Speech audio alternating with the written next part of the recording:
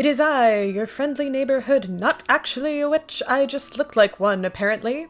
I've recently moved into this lovely old Edwardian house, formerly occupied by my dear friend Emily, who is actually a witch. I don't know what kind of spell work or whatever she put on it before she left, but I can feel it affecting my aesthetic choices, such that I have been struck with a desire to sew myself a Witchy Edwardian blouse.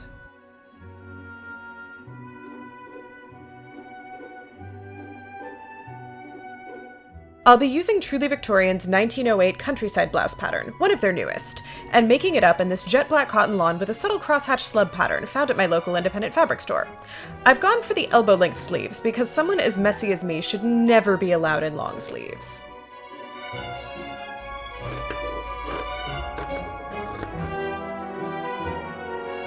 There are a great deal of marks on this pattern for where to place gathering stitches and such, but graphite transfer paper won't show on this dark fabric and my colored wax transfer paper would stain it when ironed. So I'm drawing over the marks in chalk, then lining up the pattern piece on the fabric and pressing firmly over it to transfer the markings.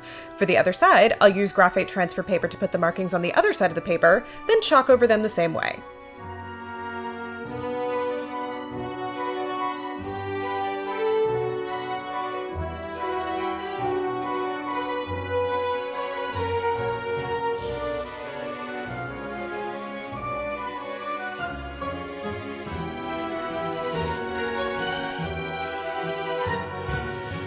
I went first to the ironing board to press the right and left side front plackets. They have one set of fold lines marked, but the left side folds are in totally different places. So people have been on at me for a while about how microtex needles are the greatest things ever, but I don't know if you can see what just happened. This thing literally just broke itself sewing through cotton lawn. So the broken needle has unfortunately created this like super gross looking hole in the center front. I really don't want to have to recut the entire panel, so what I'm hoping I'll be able to do is when I flip it to create the placket like the directions say to, I'm hoping that will just cover it up a little bit, because it's not super evident from this side. So we'll try that, and if I have to recut the center front, I'll recut the front piece. With that situation sorted, I top stitched the right placket down and did the considerably simpler left side too. Victory at last! The blouse is gathered to a yoke, so I ran double rows of gathering stitches where indicated across the top of the front and back pieces. They're gathered down to match one yoke piece, right sides together, and then the front pieces are sandwiched between the first and second yoke. The same is done with the back, but it's only sewn to the outside yoke piece. The inside yoke is turned under and felled down to the seam allowance.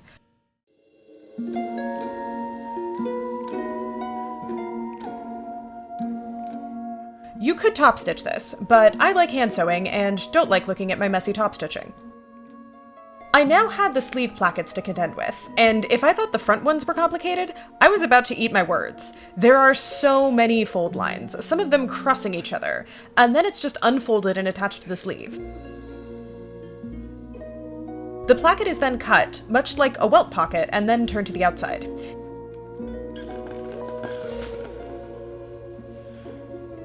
Even more like a welt pocket, it's now folded across over the gap on both sides, creating an overlap. Are welt plackets a thing? The top corners are folded into a point, which requires incredibly fussy top stitching to hold in place, hence me hunched over the sewing machine like the grouchy old lady I am. Let's get on with the blouse. The side seams are sewn with a straight stitch and then finished with machine overcasting, and the bottom edge is finished with my old nemesis, the rolled hem foot.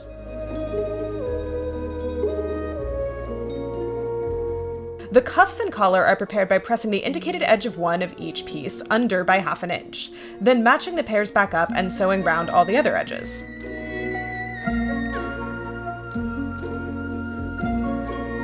To get crisp, sharp corners on the cuffs, I'm turning them using a trick taught to me by the very wise Jalea Ward.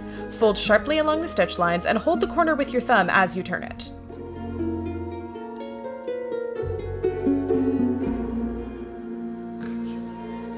With my different-sized front and back pieces, the blouse fit perfectly everywhere but the neckline.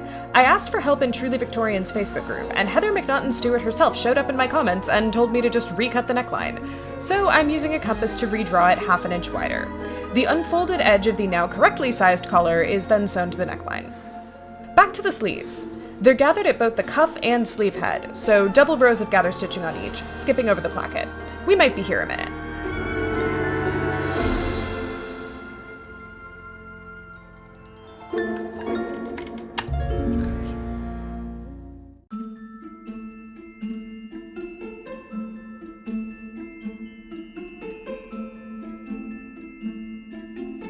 It was now time to get the cuffs onto the sleeves, and the sleeves onto the blouse.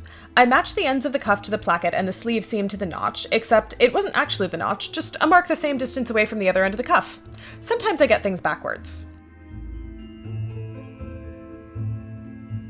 The cuffs are then sewn on in the same way as the collar, just with more floof, and more T-breaks.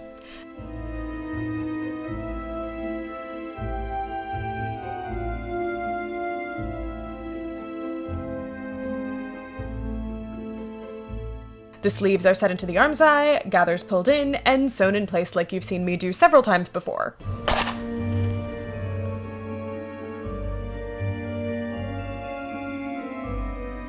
The collar and cuffs are meant to be top-stitched in place, but given the chance, I will choose a clean hand-done finish over my disastrous top-stitching every time.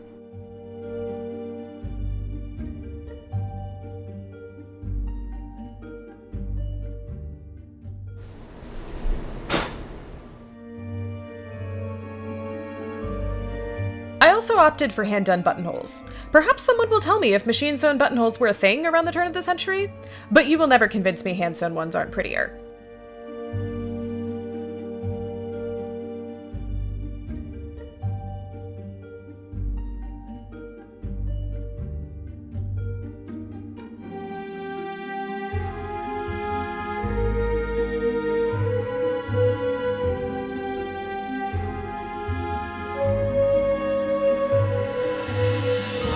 Behold, in all its gothy glory, the Witchy Edwardian Blouse.